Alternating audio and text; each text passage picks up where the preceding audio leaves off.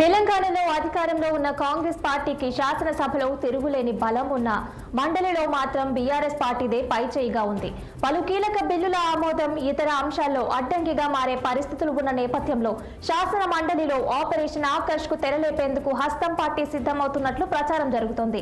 BRS కు చెందిన 14 మందిని హస్తగతం చేసుకునేందుకు ఆ పార్టీ పెద్దలు పావులు కలుపుతున్నట్టు సమాచారం.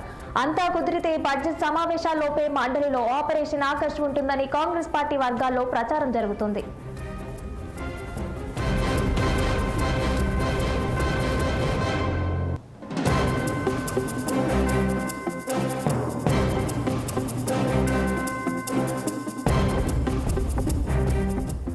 వాస్తవానికి శాసన మండలిపై ఇప్పటికిప్పుడే దృష్టి సారించాలన్న ఆలోచన కాంగ్రెస్ పెద్దలకు లేదు.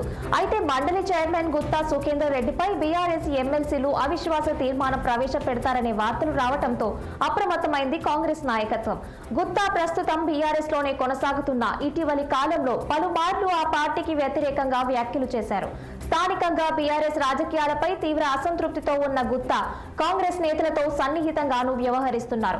అలాగే సుఖేందర్ రెడ్డి కుమారుడు అమిత్ రెడ్డి కాంగ్రెస్ లో చేరి లోక్సభ ఎన్నికల్లో ఆ పార్టీ గెలుపునకు పనిచేశారు. ఈ నేపథ్యంలో సుఖేందర్ రెడ్డిపై అవిశ్వాస తీర్మానం పెట్టి ఆయన్ను పదవి నుంచి దించేయాలన్న చర్చ ఇటీవల బీఆర్ఎస్ నేతల్లో జరిగింది.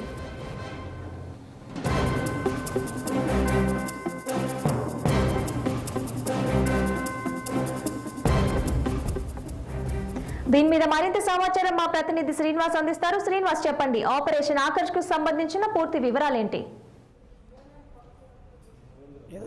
మండలికి సంబంధించిన ఎమ్మెల్సీల విషయంలో కాంగ్రెస్ పార్టీ ఖచ్చితంగా ఆపరేషన్ ఆకర్ష తెరలేపిందని కూడా ప్రచారం జరుగుతుంది. ప్రధానంగా ఇప్పటికే తెలంగాణలో కాంగ్రెస్ పార్టీ మెజార్టీ ఎమ్మెల్యే స్థానాల్లో ప్రవేశం చేసుకోవడం పాటు అధికారంలోకి వచ్చింది. మరొక వైపు ఇటు మండలిలో కూడా బీఆర్ఎస్ బలంగా ఉంది. మొత్తం 40 అంటే మండలిలో 40 స్థానాలు ఉండగా మెజార్టీగా బీఆర్ఎస్ ఉంది. ఈ నేపథ్యంలో కూడా ఇటు కాంగ్రెస్ కేవలం 4 ఎమ్మెల్సీ స్థానాలే ఉన్న నేపథ్యంలో కూడా ప్రధానంగా అటువైపు దృష్టి పెట్టాలని కూడా దృష్టి పెట్టి ఖచ్చితంగా ఇటు ఏదైతే బీఆర్ఎస్కి సంబంధించిన ఎమ్మెల్సీలకి గాలం వేయాలని కూడా భావిస్తుంది. ఈ నేపథ్యంలో కూడా దీనికి సంబంధించి ఆపరేషన్ మండలి ఆకర్షగా తెరలేపినట్టు కూడా తెలుస్తుంది. ఈ నేపథ్యంలో కూడా రేవంత్ రెడ్డి సీరియస్గా ఇటు అంశంపై కూడా దృష్టి పెట్టారని కూడా కాంగ్రెస్ వర్గాల్లో చర్చ జరుగుతుంది. ప్రధానంగా ఏదైతే అసెంబ్లీలో మెజార్టీగా బలం ఉన్నా కూడా కాంగ్రెస్కి ఇటు మండలిలో కేవలం 4 స్థానాలు ఉన్న నేపథ్యంలో కూడా ఏదైతే బిల్లు పాస్ పైన ఏదైతే ప్రభుత్వానికి సంబంధించిన అంశాల్లో బిల్ పాస్ చేయాలన్నా కూడా ఏదైనా బిల్ పాస్ కావాలన్నా ఖచ్చితంగా మెజార్టీ 1/3 ఉండాలి. కాబట్టి ఏదైతే కాంగ్రెస్కు ఆ బలం లేదు.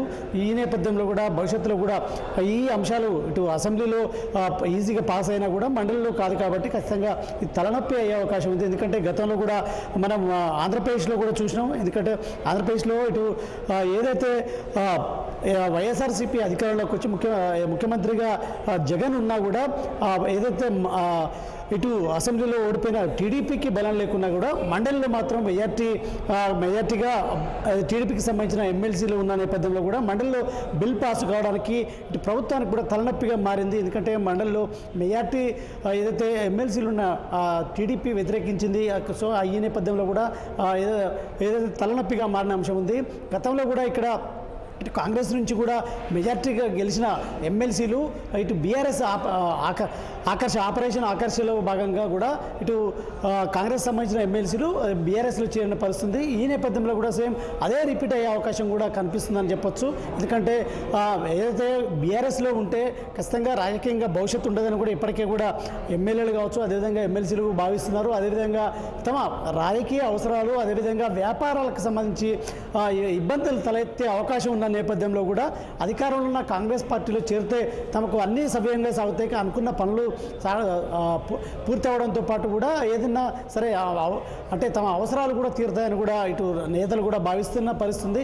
ఈ నేపథ్యంలో కూడా ఇటు కాంగ్రెస్ వైపు కూడా మండలికి సంబంధించి చూస్తున్న పరిస్థితి గమనించవచ్చు. మరొక వైపు ఇప్పటికే అంటే ఏదైతే మండలి చైర్మన్ కూడా గుత్తా సుఖేందర్ రెడ్డి అంటే కుటుంబానికి సంబంధించి తన కుమారుడు కూడా కాంగ్రెస్ పార్టీలో చేరడం కూడా పెద్ద దుమారం రేపిందని చెప్పొచ్చు. ఈ నేపథ్యంలో కూడా ఇటు మండలికి సంబంధించి కూడా బీఆర్ఎస్ ఏదైతే గుత్తా సుఖేందర్ రెడ్డిపై కూడా అవిశ్వాసం పెట్టాలని భావిస్తుందని కూడా ప్రచారం జరుగుతున్న నేపథ్యంలో కూడా కాంగ్రెస్ అలర్ట్ అయిందని చెప్పొచ్చు. ఈ నేపథ్యంలో కూడా ఆపరేషన్ ఆకర్షక తెరలేపడంతో పాటు ఇటు ఎమ్మెల్సీలని దాదాపు మెజార్టీగా ఉన్న బీఆర్ఎస్ ఎమ్మెల్సీలని కాంగ్రెస్లోకి రప్పించేందుకు కూడా ప్రయత్నాలు జరుగుతున్నాయని కూడా గాంధీ భవన్ వర్గాల ద్వారా ప్రచారం జరుగుతుంది. సో ఈ నేపథ్యంలో కూడా దీనికి సంబంధించి కూడా వేగంగా ఈ ఆపరేషన్ ఆకర్షక కూడా జరుగుతుందని కూడా ప్రచారం జరుగుతున్న నేపథ్యంలో కూడా మరి ఎవరెవరు అంటే ప్రధానంగా మెజార్టీ కావాలంటే 14 మంది ఖచ్చితంగా కావాలి. సో ఈ నేపథ్యంలో కూడా మండలిలో మేయర్ బలం కావాలంటే కూడా 14 మంది మినిమం కాంగ్రెస్కి ఉండాలి. సో ఇప్పటికే 4 ఉన్న నేపథ్యంలో కూడా ఇటు ఏదైతే వామపక్షాలకు సంబంధించిన ఎమ్మెల్సీలు కూడా 2 ఉన్నారు. ఈ నేపథ్యంలో కూడా ఎంఐఎంకి సంబంధించిన ఎమ్మెల్సీలు కూడా 2 ఉన్న నేపథ్యంలో కూడా కాంగ్రెస్కు 14 స్థానాలు ఉంటే మండలిలో బలంగా ఉండొచ్చు. అదేవిధంగా మిత్రపక్షాలతో కూడా ఏదైతే ఏ బిల్ పాస్ కావాలన్నా కూడా ఈజీగా 1/3 మెజార్టీతో కూడా పాస్ చేయొచ్చు అని కూడా భావిస్తున్న నేపథ్యంలో కూడా ఆ వైపు 14 మందికి గాలం వేస్తున్నట్టు కూడా తెలుస్తుంది. ఈ నేపథ్యంలో కూడా ఏదైతే గతంలో కాంగ్రెస్లో ఉండి అంటే కాంగ్రెస్లో ఉన్న ఎమ్మెల్సీ నేతల్ని ప్రధానంగా కూడా కాంగ్రెస్ వైపుకి తెప్పించి అంటే కాంగ్రెస్లో ఉండి కూడా బీఆర్ఎస్లోకి వెళ్ళిన నేతల్ని మళ్ళీ తిరిగి కాంగ్రెస్లోకి తెప్పించేందుకు కూడా గర్వాపసిలో భాగంగా కూడా ప్రయత్నాలు జరుగుతున్నాయని కూడా తెలుస్తున్న నేపథ్యంలో కూడా సో దీనికి సంబంధించి అయితే అంటే 1-2 రోజుల్లో కూడా పూర్తిగా ఒక స్పష్టత వచ్చే అవకాశం ఉందని చెప్పొచ్చు. ఈ నేపథ్యంలో కూడా ప్రధానంగా ఈ అంశాలపై కూడా రాజకీయ వర్గాల్లో ప్రధానంగా చర్చ జరుగుతుందని చెప్పొచ్చు. Okay, thank you Srinivas.